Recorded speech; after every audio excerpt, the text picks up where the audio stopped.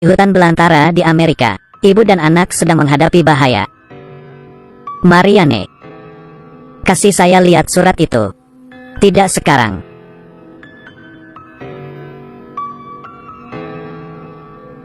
Ibu dan anaknya ragu-ragu, tidak tahu apa yang terjadi. Setelah keduanya tenang, mereka mulai dikagetkan lagi.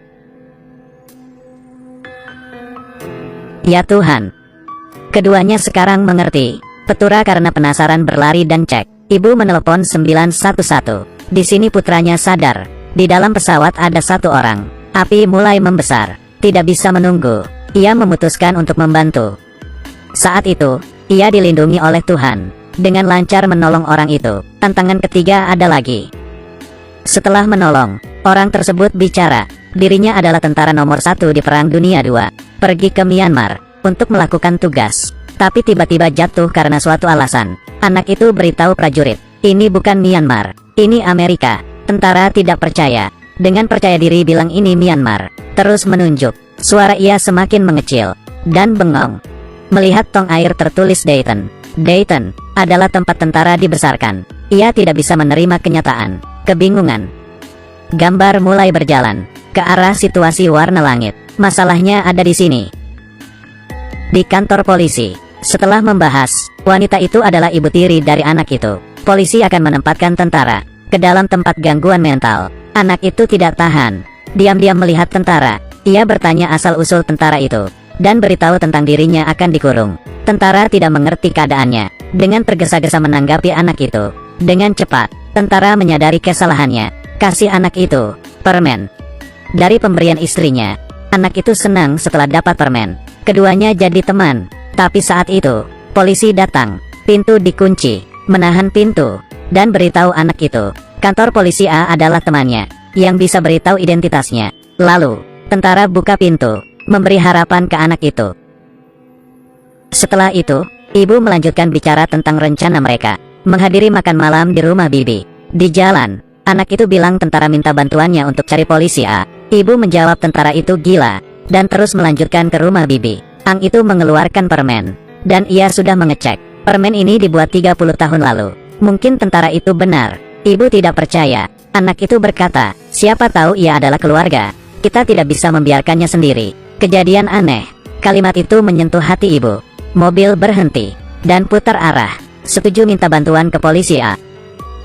Di waktu bersamaan, organisasi misterius tiba di lokasi kejadian, menggunakan alat untuk cari tahu. Lalu, mendengar perkataan wanita itu. Ternyata, organisasi itu bertanggung jawab atas insiden perjalanan. Itu menjadi prioritas mereka. Membawa pilot.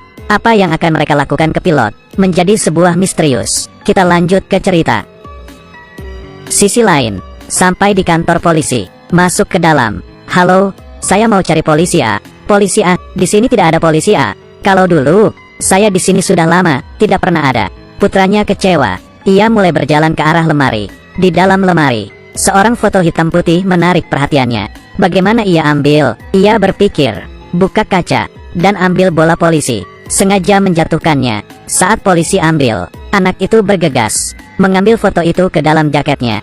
Sampai di luar, ia menunjukkan foto ke ibunya. Foto hitam putih, terlihat wajah tentara.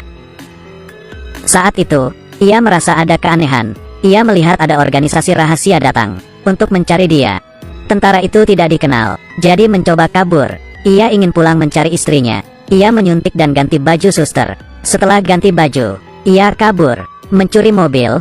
Gawat, ini kenapa? Kenapa berbunyi? Lalu mencuri perhatian wanita itu. Cukup beruntung. Di samping ada motor lewat. Ia bisa mengendarainya. Hei, itu motor saya.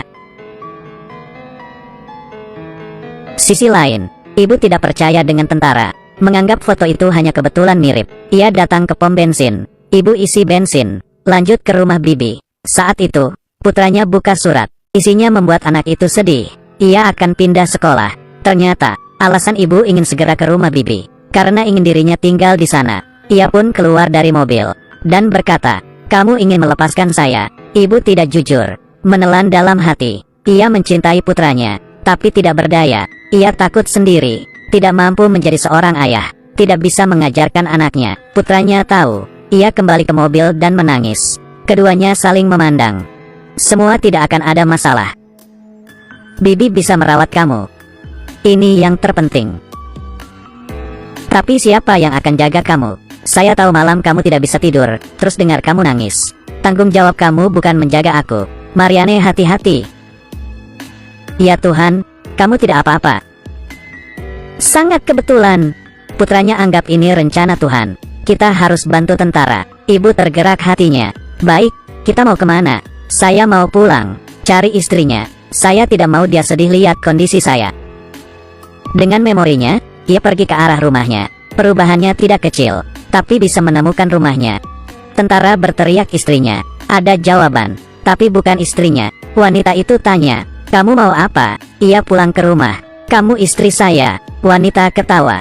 Kamu terlalu muda untuk saya. Tentara mengerti.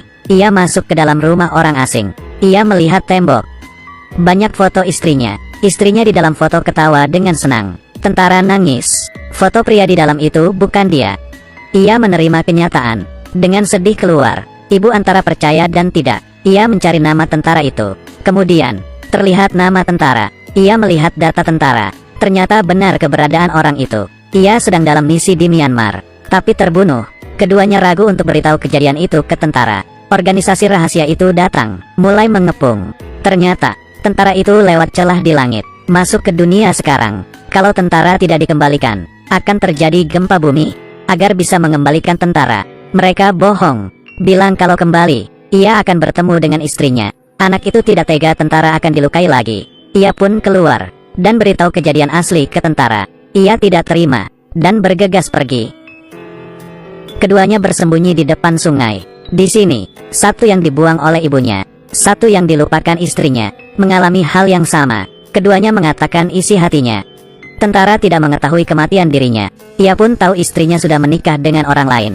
Hatinya tersakiti, tapi anak itu tetap beri semangat, karena ia juga kehilangan ayahnya, juga seorang penjara, berharap memiliki akhir yang sempurna.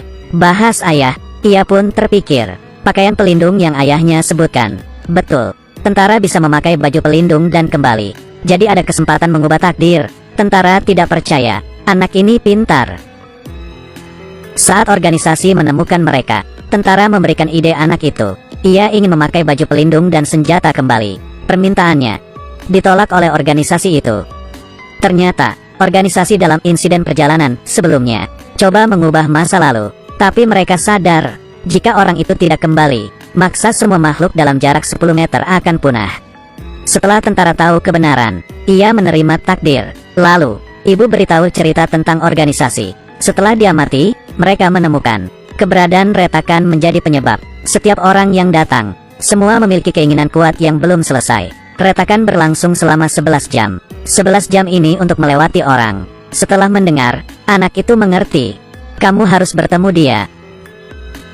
Ia kembali ke rumahnya, menemukan orang yang ia cintai. Senang campur gelisah, ia datang ke hadapan istrinya. Ia berkata, halo, dan berkata, maaf. Terakhir, ia berkata, saya minta maaf tidak berkata selamat tinggal. Saya tahu kamu sudah melupakan saya. Tapi saya harap kamu tahu. Saya mencintai kamu. Selamanya mencintai kamu.